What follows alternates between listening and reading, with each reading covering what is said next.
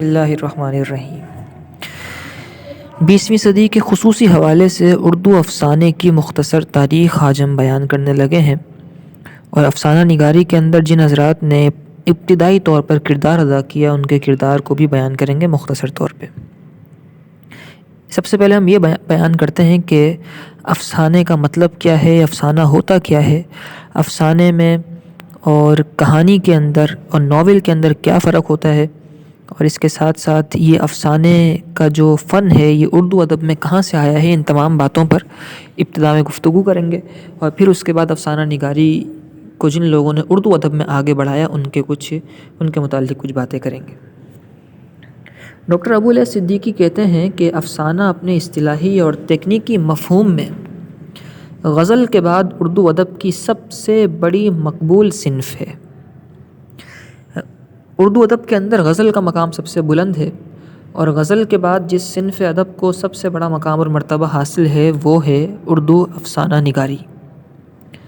افسانہ اگرچہ معنی کے اعتبار سے تو کہانی کو ہی کہا جاتا ہے، لیکن اصطلاحی معنی کے اعتبار سے اگر دیکھا جائے تو افسانہ اس کہانی کی اس شکل کو کہتے ہیں جسے انگلش میں انگریزی میں شارٹ سٹوری کہا جاتا ہے۔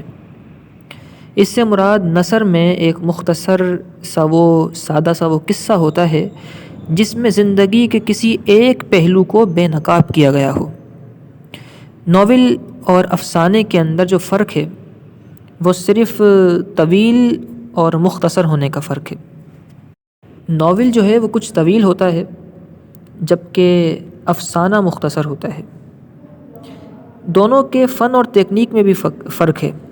وہ یہ ہے کہ ناول کا جو کنویز ہوتا ہے، کاف نون واو یا سین، کنویز CANVAS، اصل میں تو یہ انگلش کا لفظ ہے، اردو میں استعمال ایسے ہی ہوتا ہے۔ ناول کا جو کنویز ہوتا ہے وہ بہت وسیع ہوتا ہے۔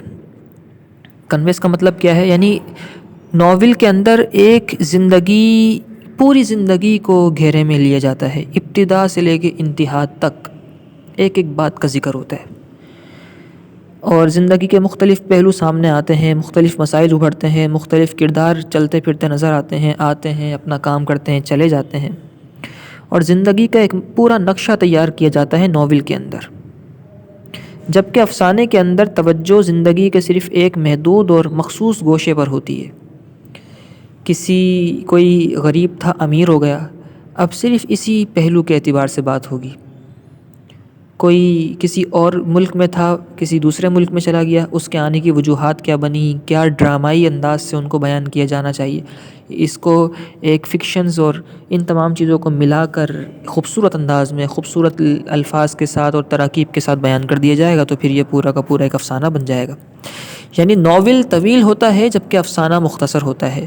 ناول کے اندر زندگی کے مختلف پہلوؤں پر بات ہوتی ہے، مختلف کردار آتے رہتے ہیں، جبکہ افسانے کے اندر زندگی کے کسی ایک خاص پہلو پر بات ہوتی ہے، اور اتنے زیادہ کردار آتے نہیں ہیں، کرداروں کی ایک مخصوص تعداد آتی ہے، اپنا جو ان کا کردار ہوتا ہے وہ ادا کرتے ہیں اور وہ چلے جاتے ہیں۔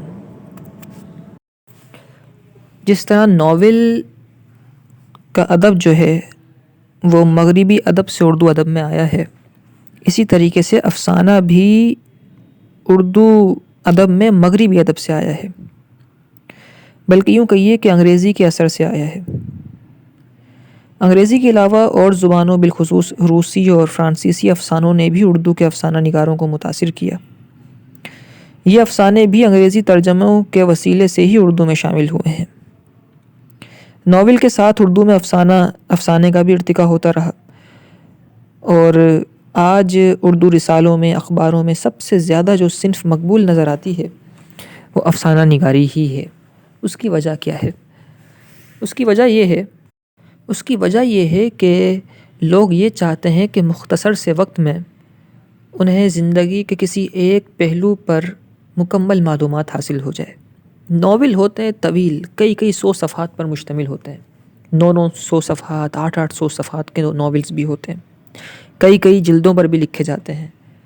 اب اس میں انسان پڑھنا شروع کرتا ہے، کوئی بہت زیادہ شائق ہو، شوق رکھنے والا ہو پڑھائی کا تو وہ تو اس کو مکمل کر لیتا ہے۔ عام طور پر لوگوں میں پڑھنے کا رجحان نہیں ہوتا۔ جبکہ افسانے جو ہیں وہ چند صفحات پر بھی ہوتے ہیں، جیسے کہ آج کل ڈائجسٹ وغیرہ کے اندر افسانے لکھے جاتے ہیں، تو وہ افسانہ جو ہے وہ مشکل سے 20، 25، 30 اور 50 صفحات پر بھی مشتمل ہوتا ہے، اس سے بھی کم صفحات کے ہوتے ہیں، تو اس کو ایک ہی نشست میں پڑھنا آسان ہوتا ہے، ایک ہی دفعہ بیٹھے 1-1.5 گھنٹے میں پڑھے اور اڑ گئے۔ تو جو چیز لوگوں کی طبیعت کے اور ان کی فطرت کے زیادہ قریب ہے وہ ہے افسانہ، اسی لیے افسانے کو ناول سے زیادہ پذیرائی ملتی ہے، اور غزل کے بعد اردو ادب میں سب سے زیادہ مقبول ترین صنف جو ہے وہ افسانہ نگاری ہی ہے۔ اس ابتدائی معلومات کے بعد اور اس ابتدائی تعارف کے بعد ہم کچھ ایسے لوگوں کا ذکر اور مختصر سی ان کی خدمات ذکر کرتے چلیں جنہوں نے اردو افسانہ نگاری میں اپنا کردار پیش کیا۔ اس میں سب سے بڑا نام سجاد حیدر یلدرم اور منشی پریم چند کا ہے۔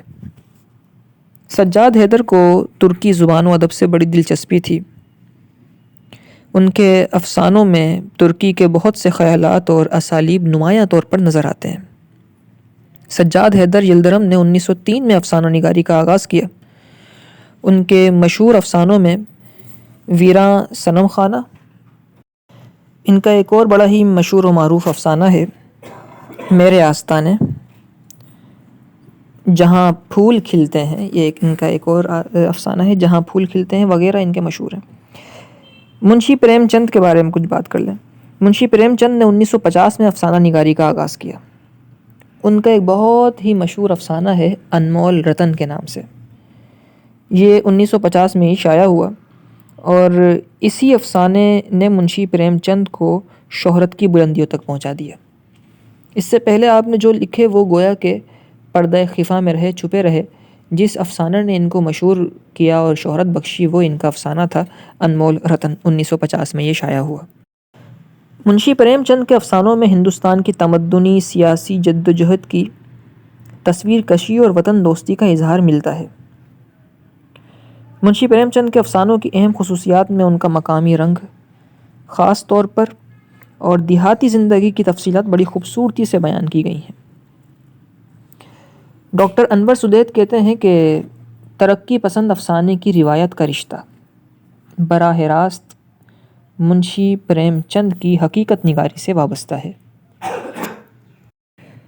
منشی پریم چند اور سجاد حیدر کے بعد جن لوگوں نے افسانے کو سنبھالا ان میں ایک بہت بڑا نام سدرشن کا بھی ہے، سین دال را شین اور نون، سدرشن۔